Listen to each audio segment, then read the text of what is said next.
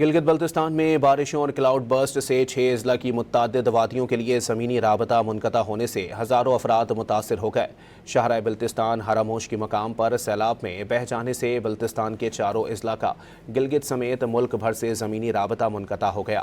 شاہراہ بلتستان کی بندش سے چاروں اضلاع میں خوراک اور پیٹرولیم مصنوعات کی قلت پیدا ہو گئی۔ گلگت کے تفریحی مقام پر سیلاب سے نلتر ایکسپریس وے متعدد مقامات پر تیسرے روز بھی بند ہے، جس سے سینکڑوں افراد محصور ہو گئے۔ ضلع نگر وادی ہسپر توڑ میں بھی سیلاب سے تاحال بند ہے۔ گانجھے وادی میں وادی ہوشے کی سڑک بھی تیسرے روز نہ کھل سکی۔ گلگت بلتستان میں بارشوں اور کلاؤڈ برسٹ سے 6 اضلاع کی متعدد وادیوں کے لیے زمینی رابطہ منقطع ہونے سے ہزاروں افراد متاثر ہو گئے۔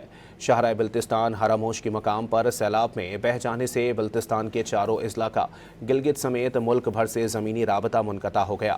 شاہراہ بلتستان کی بندش سے چاروں اضلاع میں خوراک اور پیٹرولیم مصنوعات کی قلت پیدا ہو گئی۔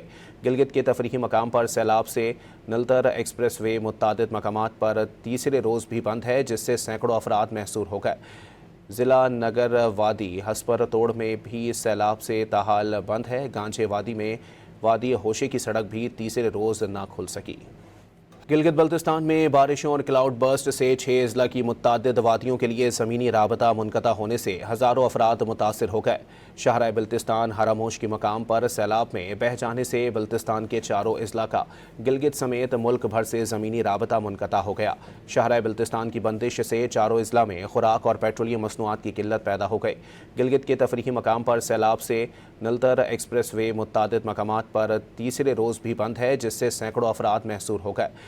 ضلع نگر وادی ہسپر توڑ میں بھی سیلاب سے تاحال بند ہے۔ گانجھے وادی میں وادی ہوشے کی سڑک بھی تیسرے روز نہ کھل سکی۔